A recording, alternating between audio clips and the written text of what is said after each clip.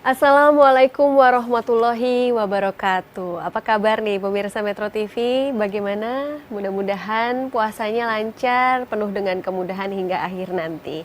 Seperti biasa dari studio Metro TV Manulife, saya Indah Kirana. Selama 1 jam ke depan akan hadir menemani Anda dalam Tafsir Al-Misbah bersama Bapak Quraisy Shihab. Dan pada kesempatan kali ini kita akan mengkaji surat Al-Ankabut mulai dari ayat 14 yang nantinya akan dibahas langsung secara lengkap oleh Bapak Quraisy. Kita sapa dulu. Assalamualaikum Bapak Quraisy. Ya baik, dan tentunya juga sudah hadir bintang tamu kita hari ini. Beliau ini seorang stand up comedian. Tentunya Anda sudah tidak asing lagi, ada Mas Awe di sini. Assalamualaikum. Waalaikumsalam Mas Awe. Mas Awe nanti boleh melucu, boleh bertanya juga boleh. Siap.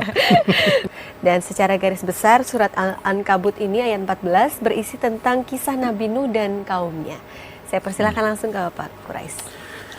Baik, bismillahirrahmanirrahim. Ayat-ayat kita di surah ini itu bermula dengan mengingatkan bahwa hidup ini ujian, memerlukan kesabaran. Aneka ujian bisa dialami seseorang dalam hidupnya. Bisa berbentuk hal-hal yang positif, harta, anak, pasangan. Bisa juga berbentuk hal-hal yang negatif, penyakit, kemiskinan. Itu semua adalah ujian dari Allah. Nanti kita akan temukan di sini Allah menjelaskan tentang Nabi Nuh. Nabi Nuh itu sangat sabar menghadapi ujian. Nah, ada juga tentang Nabi Ibrahim. Sangat sabar dalam menghadapi ujian dan ujiannya sangat berat. Nah, ada satu hal dalam rangka melucu atau dalam rangka ini ada ungkapan. Apakah ujian yang paling berat? Ujian yang paling berat itu adalah yang menjadikan orang tertawa. Syarrul baliyati ma yudhiku. Kita tergelincir di depan orang. Apa yang Anda lakukan? Tertawa. Menertawakan diri Anda. Ya toh? Ya. Jadi kita tidak akan bicara soal itu, tapi sekedar untuk menggambarkan bahwa terkadang ada hal-hal yang sangat menyakitkan hati kita. Kemudian ada orang yang menertawakan kita. Ya. Itu lebih sakit. Ya kan? Ya. Itu sebabnya ujian yang paling berat adalah yang menjadikan orang tertawa. Agama tidak melarang tertawa, Nabi pun selalu senyum dan lain-lain sebagainya. Baik, mari kita lihat sekarang ini ayat kita yang akan kita terangkan. A'udzubillahi minasyaitonirrajim. Bismillahirrahmanirrahim.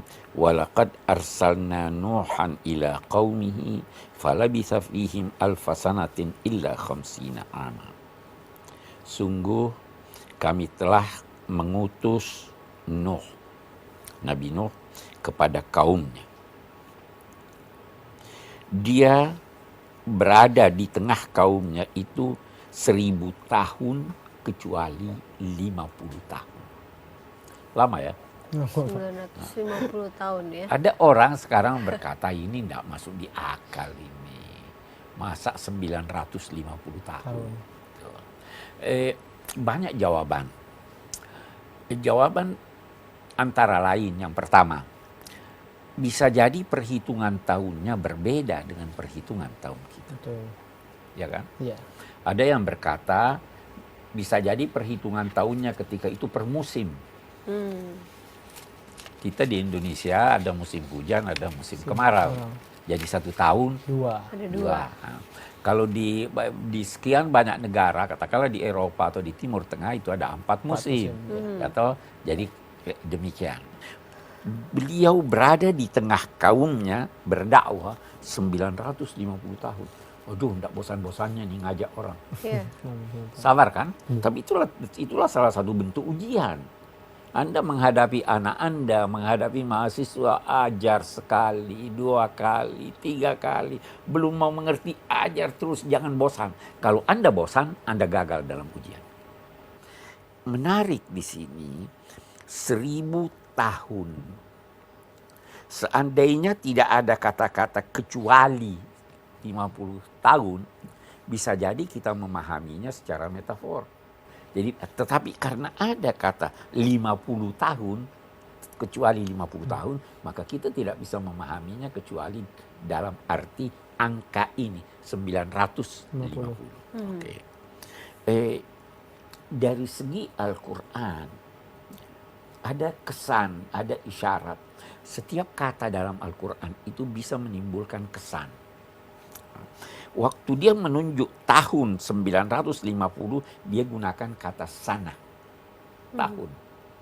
Waktu dia gunakan kecuali 50, dia gunakan kata am. Dua-duanya terjemahannya tahun. Nah, saya ingin bertanya pada Anda. Kalau saya bertanya, tidak usah Anda di India lah. Saya tahu. Biasanya perempuan tidak mau ditanya usianya. Ya. Berapa usia Anda? 30 tahun. 30 tahun. Berapa umur Anda? 30. Nah, dipersamakan antara usia dan umur. Orang bijak tidak mempersamakannya. Usia itu masa keberadaan sesuatu di pentas bumi. Usia Anda betul 30 tahun. Tapi umur itu adalah masa di mana Anda memakmurkan jiwa Anda. Sanah itu terambil atau seakar dengan kata gigi. Anda bisa tahu orang sudah tua atau ini dari giginya. Anak kecil paling jelas itu ya. Kata sanah atau sinin jamaknya itu menggambarkan masa sulit, pacaklik. Jadi berarti 950 yang digambarkan dengan kata sana itu adalah masa sangat sulit yang dihadapi oleh. Nah, tapi dia sabar. Dia berserah diri pada Tuhan. Setelah terjadinya banjir besar ini, setelah itu berlalu, datanglah masa damai, masa yang baik. Itu sebabnya setelah masa itu dikatakan am, bukan sana. Karena mereka itu telah berlaku aniaya. Fa anjaynahu ashabas safina wa ja'alnaha ayatan lil alamin. Lalu kami selamatkan dia dan penumpang-penumpang perahu. Dan kami jadikan itu sebagai bukti bagi orang-orang, bagi seluruh alam, Kita lanjutkan ya Pak ya sesaat lagi, dan Mas Awe nanti kita akan dengarkan bersama. Pemirsa jangan kemana-mana, tetaplah bersama kami di Tafsir Al-Misbah. Sebab hukum-hukum alam yang ditetapkan Allah untuk mencapai target, tetapi jangan lupa meminta bantuannya. Karena bisa jadi hukum alam itu tidak dilaksanakan, tapi yang terlaksana adalah kehendak Allah. Seperti halnya Nabi Ibrahim.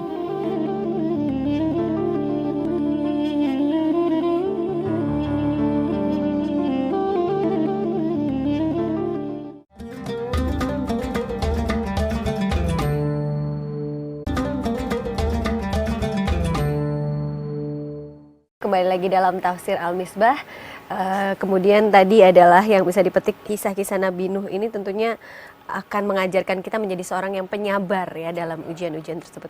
Baik, silakan dilanjutkan kembali Pak. Jadi tadi saya katakan bahwa peristiwa itu menjadi bukti kuasa Allah, bahkan perahu itu menjadi bukti kuasa Allah. Dalam pengalaman hidup atau sejarah hidup manusia, tidak dikenal adanya suatu bencana yang begitu besar yang menimpa hampir seluruh persada bumi. Kalau enggan berkata seluruh bumi, seperti halnya banjir. Memang ulama beda pendapat apakah banjir itu menyentuh semua bumi atau bagian dari bumi. Kalau kita kembali ke perjanjian lama itu dikatakan semua bumi ini. Juga buktinya adalah perahu itu. Perahu itu masih orang lihat sampai tahun 1200-an. Pernah dilihat di daerah Irak sana, dekat Mosul. Ada lagi setelah itu ada yang katanya melihat sampai sekarang, ada bekas-bekasnya. Ada yang berkata dia mendarat atau dia berlabuh di Gunung Ararat. Betapapun peristiwanya dan perahunya sangat-sangat jelas sebagai kuasa Allah. Baik, kita lanjutkan. Setelah itu dia katakan, contoh yang kedua, Ibrahim. Nabi Ibrahim juga ini diuji luar biasa. Ujiannya disuruh sembelih anaknya. Nah, di sini dia ada ceritakan menyangkut Nabi Ibrahim. Wa Ibrahim idz qala liqaumihi ubudullah wattaqu. Ibrahim juga diuji bermula setelah dia mengajak kaumnya untuk menyembah Allah dan bertakwa kepadanya. Beliau berkata, sembahlah Allah, bertakwalah kepadanya, itulah yang baik buat kamu kalau memang kamu mengetahui. Kalau memang kamu mengetahui hakikat sesuatu dalam pengetahuanmu, maka tentu kamu menyembah Allah. Kalau kamu tidak menyembah Allah, berarti kamu tidak tahu. Berarti kamu bodoh. Nah, apa yang kalian sembah selain Allah itu adalah ausanan. Ausan itu begini. Suatu materi, bisa jadi batu, bisa jadi besi, bisa jadi kayu, yang dibentuk sedemikian rupa lalu disembah. Dulu pada masa jahiliyah, di masa Nabi, ada orang-orang yang mengkeramatkan batu. Kalau mau berpergian, dia ambil 4 batu. Dia pilih 3 untuk dia jadikan tungku periuknya, kan membakar. 3 untuk, yang 1 dia sembah. Yang 1 dia jadikan jimat. Sekarang boleh jadi ada orang yang mengkeramatkan cincin, ya. Oh, ini punya ini, punya ini. Oke. Kalau pakai cincin, saya juga biasa pakai cincin, tapi untuk hiasan. Ya toh? Tapi kalau ini punya khasiatnya begini, punya khasiatnya begitu, itu apa ya? Kita bisa nilai bahwa itu sesuatu yang kurang wajar lah, kalaupun kita tidak mau berkata tidak boleh. Kalian menciptakan pemutarbalikan. Apa maksudnya? Batu, bahkan segala sesuatu itu adalah makhluk. Tapi kalian sembah dia seakan-akan dia khalik, pencipta. Pemutarbalikan dah ini.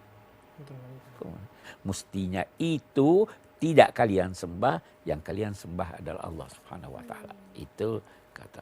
Baru dia katakan, innal ladzina ta'buduna min dunillahi la yamlikuna lakum rizqan. Apa yang kamu sembah selain Allah tidak bisa memberikan kamu sedikit rezeki pun. Carilah secara bersungguh-sungguh rezeki itu di sisi Allah. Cari bersungguh-sungguh, kerja untuk cari rezeki. Tapi ketahuilah bahwa rezeki itu sumbernya Allah. Kalau Anda mencari bersungguh-sungguh, belum tentu Anda dapat. Kalau Allah tidak mau kasih Anda. Ya. Carilah bersungguh-sungguh rezeki itu di sisi Allah. Dan sembahlah dia, lalu syukuri dia. Karena pada akhirnya kalian akan kembali kepadanya. Wa in tukadzibu, kalau kalian mau mendurhakai Allah, mendustakan ayat-ayat Allah, sebenarnya umat-umat yang lalu sebelum kau pun ada yang telah mendustakan Allah. Sebelum Nabi Ibrahim ada Nabi Nuh. Rasul tugasnya tidak lain kecuali menyampaikan ajaran. Baru dia katakan, tidakkah mereka memikirkan bagaimana Allah memulai penciptaan, kemudian dia mengembalikannya lagi. Sesungguhnya pada hal yang demikian adalah mudah bagi Allah. Kita lihat secara gampangnya. Anda pernah lihat pisang? Pernah. Pohon pisang? Pernah. Naik berbuah. Iya. Layu dia. Ada lagi anaknya muncul. Iya. Begitu tumbuhan kan? Iya. Nah, siapa yang memulai penciptaan pisang itu? Pohon itu. Allah. Binatang begitu. Manusia begitu. Itu sebabnya ada yang mirip kan? Iya. sifat-sifatnya mirip. Siapa yang melakukan ini? Semua Allah. Coba renungkan itu untuk menunjukkan kuasa Allah. Qul siru fil ard. Cobalah kalian berjalan kemana-mana di bumi ini. Kalian akan melihat kebenaran hal tersebut. Bahkan cobalah berpikir bagaimana pada mulanya Allah menciptakan alam raya ini. Banyak teori, silahkan. Katanya Big Bang ya. Oke, boleh jadi. Tetapi harus yakin bahwa setelah itu, kalau Allah mampu pertama kali menciptakan alam raya tanpa ada bahannya, maka dia juga dapat menciptakannya kembali, menghidupkan kembali umat manusia yang mati ini, karena Allah Maha Kuasa atas segala sesuatu. Dia yang menyiksa siapa yang dia kehendaki dan merahmati siapa yang dia kehendaki. Kehendak Allah itu secara garis besar bisa kita bagi dua. Ada yang ditetapkannya melalui apa yang dinamai sunnatullah alam. Sebenarnya hukum alam itu kehendak Tuhan. Dia yang mengatur. Mau membakar, pakai api. Itu kehendak Allah membakar. Buktinya Nabi Ibrahim tidak terbakar. Ya toh, kehendak Allah. Ada pesawat meledak di udara. Tapi kenapa ada anak yang selamat? Itu kehendak. Itu kehendak Allah, tetapi itu kehendaknya yang kedua, pertolongan Allah. Jadi kita harus menggunakan sebab hukum-hukum alam yang ditetapkan Allah untuk mencapai target, tetapi jangan lupa tujuannya. Karena bisa jadi hukum alam itu tidak dilaksanakan, tapi yang terlaksana adalah kehendak Allah. Seperti halnya Nabi Ibrahim. Allah menyiksa siapa yang dikehendaki berdasar hukum-hukum yang ditetapkannya. Kalau durhaka saya siksa, kalau taat saya beri rahmat. Dan pada akhirnya hanya kepadanya saja kalian akan kembali. Kalian tidak dapat luput. Wa ma antum bimu'jizina fil ardi wala fis sama. Kalian tidak dapat mengalahkan Tuhan. Tidak dapat menghindar dari siksa Tuhan. Baik di bumi maupun di langit. Ini kenapa di langit ada ini? Dulu ulama berkata begini, ini untuk menekankan bahwa dimanapun seseorang itu tidak bisa luput dari siksa Tuhan atau rahmatnya di bumi ini. Ada dimanapun Anda tidak dapat menghindar dari ketetapan Allah Subhanahu wa Ta'ala. Saya kira itu ayat kita. Ya, itu dia tadi penjabaran dari Al-Ankabut ayat 14. Dan kita masih akan dengan sesi pertanyaan ya Pak Quraisyah. Oke, silahkan. Baik Mas Awe, sabar dulu untuk bertanya. Pemirsa, sesaat lagi kita akan kembali masih di Tafsir Al-Misbah. Salah satu penyebab utama dari penyembahan berhala dan sebagainya adalah ada masyarakat yang sangat kagum kepada pemimpin-pemimpinnya.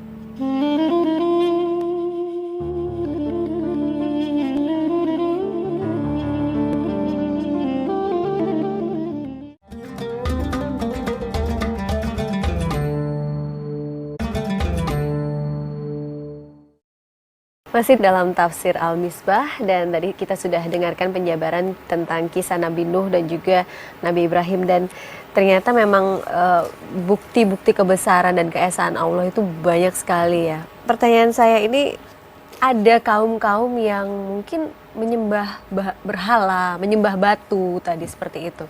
Apa sih sebenarnya yang menyebabkan mereka menyembah berhala? Iya. Salah satu penyebab utama dari penyembahan berhala dan sebagainya adalah ada masyarakat yang sangat kagum kepada pemimpin-pemimpinnya. Maka dibuatkanlah patung. Lama-kelamaan disembahnya. Nah, jadi kesalahpahaman dan kebodohan.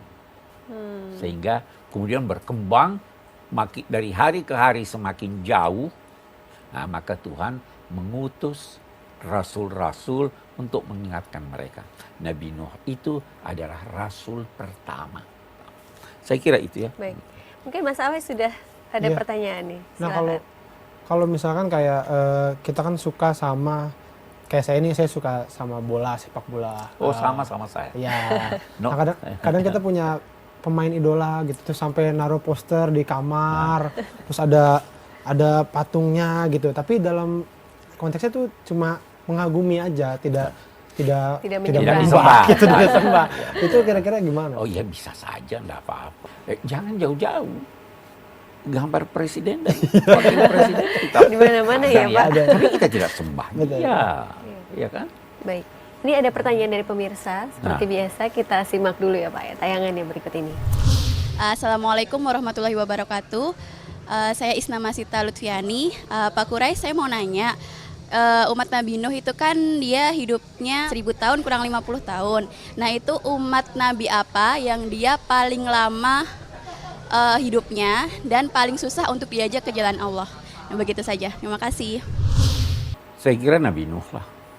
Karena tidak ada nabi yang hidup, paling tidak ada nabi dan rasul yang hidup selama ini yang dijelaskan oleh Al-Quran atau sejarah.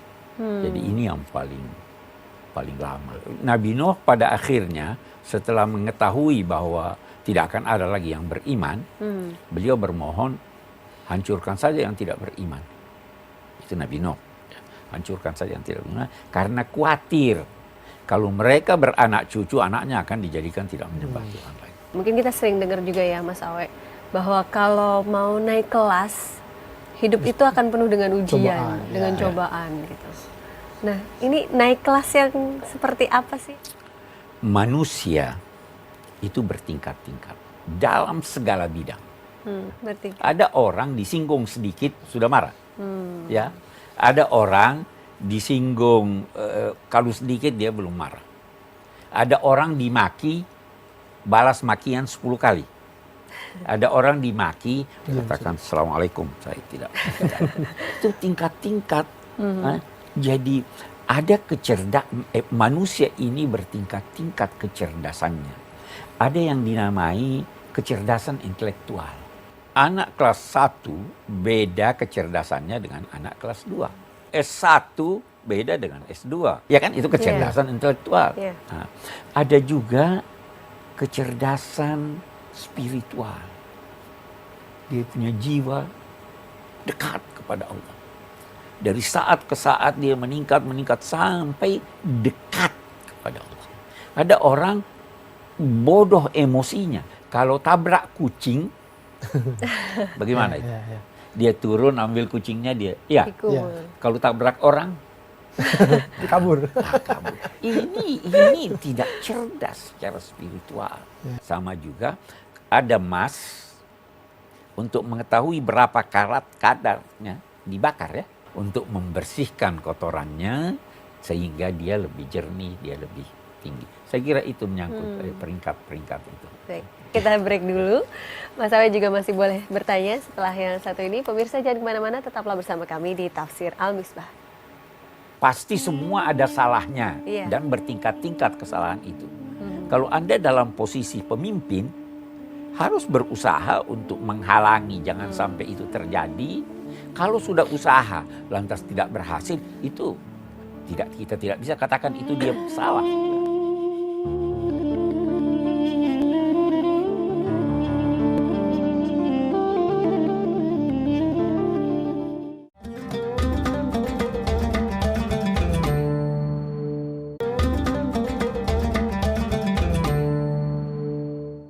Kembali lagi dalam Tafsir Al-Misbah, dan tadi saya sedang bertanya nih pemirsa mengenai hidup yang penuh dengan ujian dan cobaan. Mas Awe juga mau melanjutkan pertanyaan saya, silakan Mas Awe. Sebenarnya tuh sampai di mana itu bisa kita sebut sebagai cobaan gitu. Karena ada beberapa yang kejadian yang menimpa teman saya atau apa yang menurut saya itu kesalahan dia sendiri gitu.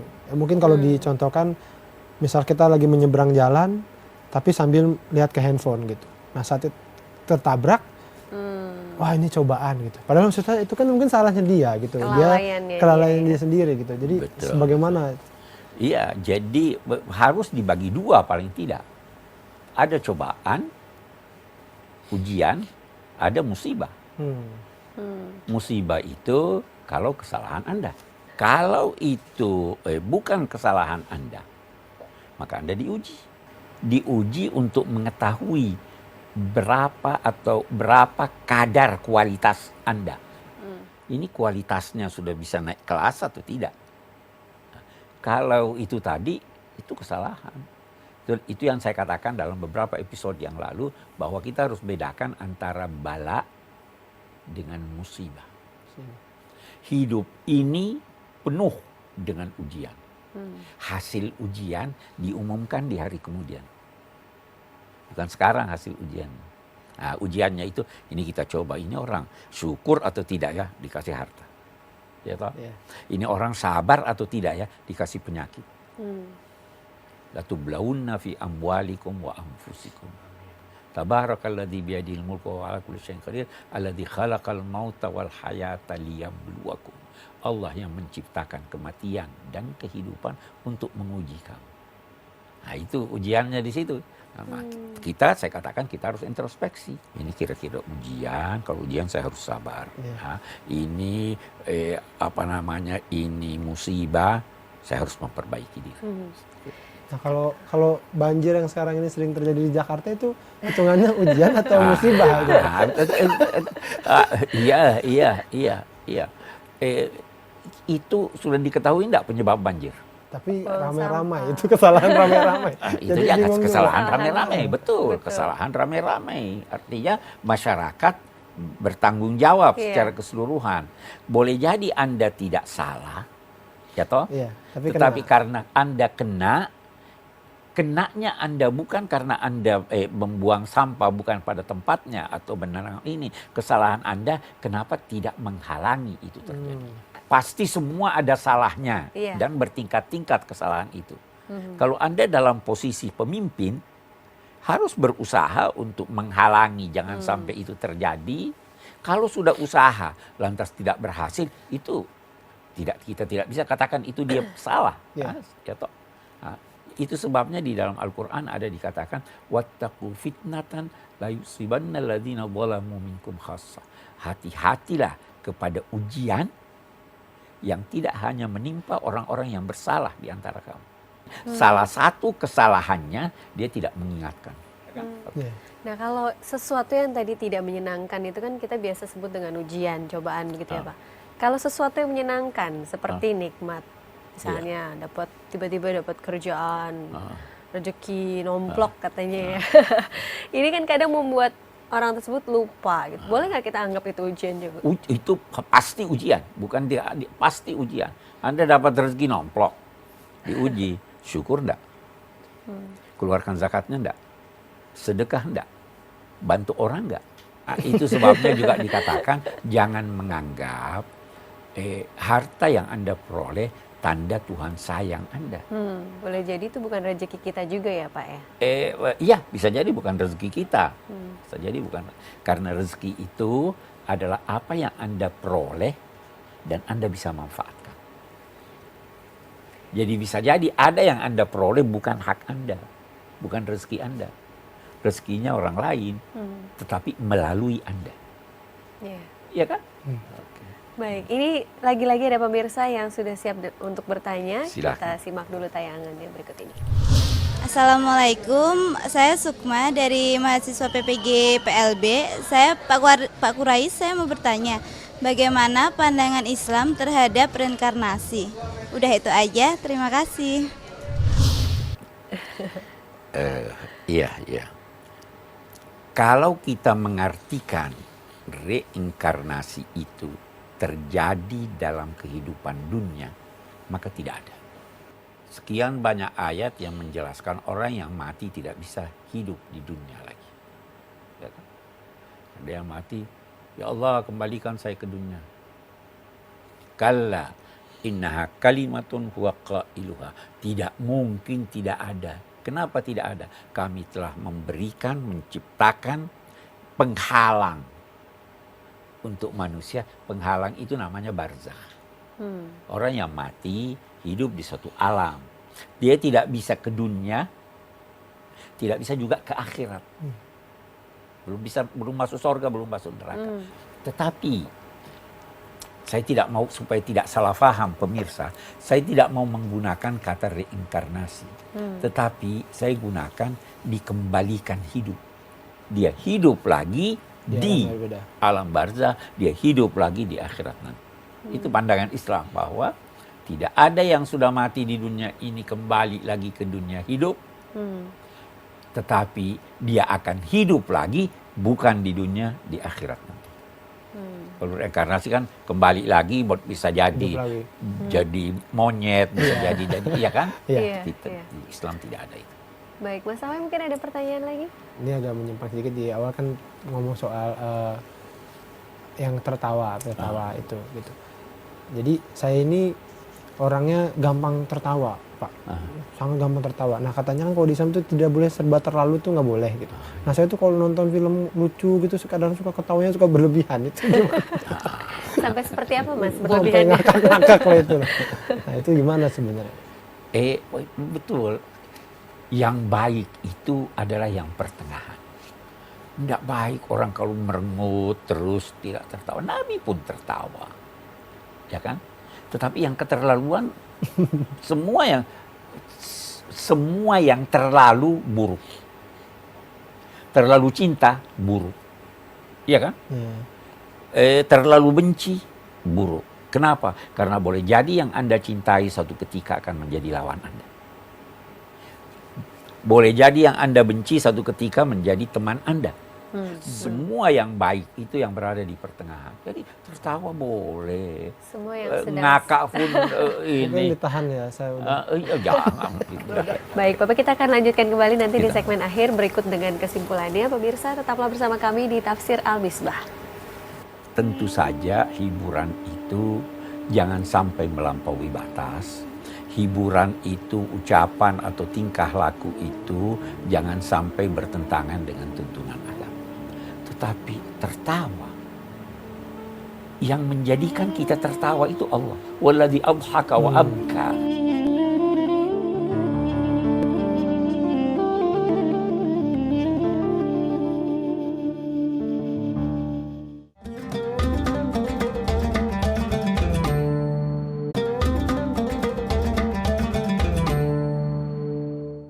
Terima kasih pemirsa, Anda masih bersama kami dalam Tafsir Al-Misbah. Kita sudah sampai di penghujung acara nih ya, sudah sampai di segmen terakhir.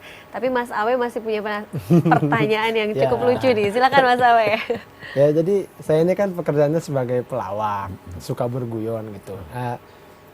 Pengen tahu apa di zaman Nabi tuh ada nggak sih orang-orang yang emang suka berguyon gitu, atau mungkin emang ada pelawak juga zaman itu? Profesi gitu. pelawak gitu ya. Melawak, menjadikan orang tertawa itu suatu sifat atau sikap yang sangat baik. Ya kan? Anda menggembirakan orang itu luar biasa. Ya. Menghibur. Menghibur. Oke. Tetapi tentu saja hiburan itu jangan sampai melampaui batas. Hiburan itu, ucapan atau tingkah laku itu jangan sampai bertentangan dengan tuntunan agama. Tetapi tertawa, yang menjadikan kita tertawa itu Allah. Walladzi adhaka wa abka. Ya kan? Oke. Dan itu suatu kemampuan yang belum tentu dimiliki oleh semua orang. Nah, Anda bertanya pada zaman Nabi. Yang pertama dulu, Nabi sering mengundang, Nabi sering bergurau, saya katakan bergurau. Nah, ada satu perempuan datang, wahai Nabi, datanglah ke rumah saya, ini suami saya akan menantimu. Dia bilang, itu suamimu yang ada hitam di matanya. Dia bilang, enggak wahai Nabi. Dia sudah itu, semua orang ada hitam di matanya. Ya kan? Nah, ada lagi satu, wahai Nabi, orang tua doakan saya supaya saya masuk surga. Nabi terus bersabda, tidak ada orang tua masuk surga. Menangis. Bukan itu. Kamu nanti jadi anak muda, gadis seperti usia 30 tahunan. Bergurau. Nah, ada yang jahil. Sahabat Nabi jahil. Pernah ada seorang, dia bilang dia kepingin makan sesuatu. Dia ke pasar, beli, dia ke pasar ambil makanan, dia bilang nanti saya bayar di masjid. Datang, dia sidangkan makanan dengan Nabi, terus yang punya makanan mana uangnya? Dia bilang Nabi yang bayar. Loh, bagaimana? Iya, saya kepingin, tapi saya kepingin makan sama kamu, bayarlah. Jahil enggak itu? Ada lagi ketika itu seorang dulu masih ada jual beli budak pada masa Islam. Seorang kepingin punya duit, dia pergi ke pasar, dia bilang saya punya budak, tetapi itu cerewet, selalu merasa dirinya orang merdeka, enggak bisa dijual. Nah, dia jual lah. Oke, dia beli. Kembali itu orang, saya orang merdeka. Tidak, dia bilang, enggak, kau punya tuan sudah bilang bahwa kamu budak. Mengadu pada Nabi, Nabi tertawa saja. Jadi ada hal-hal dalam hidup ini, kata Nabi, perlulah ada saat-saat di mana kita menghibur diri, tetapi tanpa melampaui batas dan tanpa berbohong. Itu saya kira. Seperti itu ya, jadi nggak apa-apa melawak. Oh iya, Teruskan profesi. Saya juga suka tertawa. Asal sesuai itu ya, Pak ya. Asal ini ya. Baik, Bapak, ini mungkin masih ada pertanyaan lagi. Jadi Nabi dan Rasul ini diturunkan kepada kaumnya masing-masing dengan ujian yang berbeda-beda. Nah, apakah penempatan Nabi dan Rasul ini terhadap suatu kaum tersebut disesuaikan dengan karakternya masing-masing? Pasti. Allah berfirman bahwa kami tidak mengutus seorang rasul kecuali dengan bahasa kaumnya. Nah, bahasa itu bukan hanya tutur lidah, tetapi pemikiran juga bahasa. Katakan budi bahasa. Nah, jadi sesuai dengan itu. Itu sebabnya setiap nabi, setiap rasul diberi bukti-bukti yang sejalan dengan perkembangan masyarakat yang beliau hadapi, atau sejalan dengan keahlian mereka dalam bidang itu.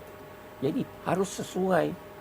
Jangan akan gagal seorang pemimpin kalau tidak bisa menghayati kehidupan masyarakat. Anda mau pimpin orang Barat dengan cara orang Jawa. Iya. Dan Jawa ada adat istiadatnya kita ini. Dulu kita di Indonesia, Wali Songo itu mengajarkan Islam sambil menerapkan dan mempertimbangkan budaya setempat. Supaya diterima. Kalau Anda ini tidak diterima. Jadi Allah pasti kasih ujian ke kita juga sesuai dengan Sesuai. karakter kita. Ujian Allah itu tidak melebihi kemampuan Anda. Ya kan? Saya uji anak SD tidak mungkin dengan ujian anak SMP. Iya. Nah, tapi perlu setiap yang diuji perlu menggunakan potensi yang dimiliki. Nah, kita biasa tidak gunakan potensi kita. Kita tidak sabar. Baik.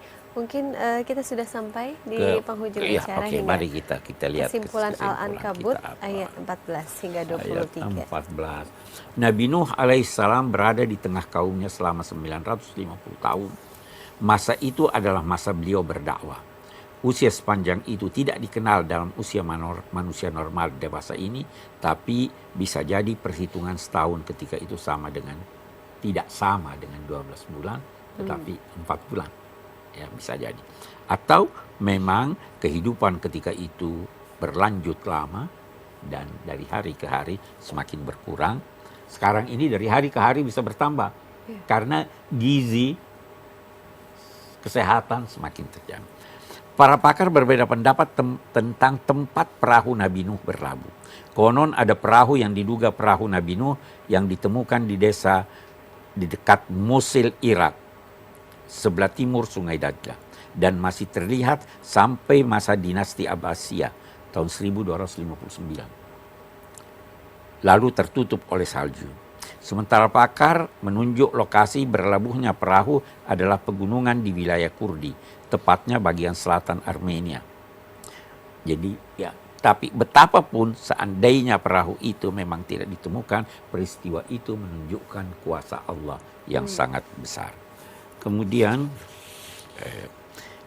kejadian manusia dan kematiannya atau munculnya tumbuhan dan layunya dapat terlihat sehari-hari dengan mata kepala siapa yang hendak melihatnya. Demikian juga ia dapat difikirkan dan direnungkan oleh siapapun walau tidak melihatnya dengan mata kepala. Itu bukti kuasa Allah yang amat besar. Allah yang pertama kali mewujudkan segala sesuatu. Kalau bukan Allah, siapa lagi yang mewujudkannya? Sesuatu itu tidak bisa mewujudkan dirinya sendiri.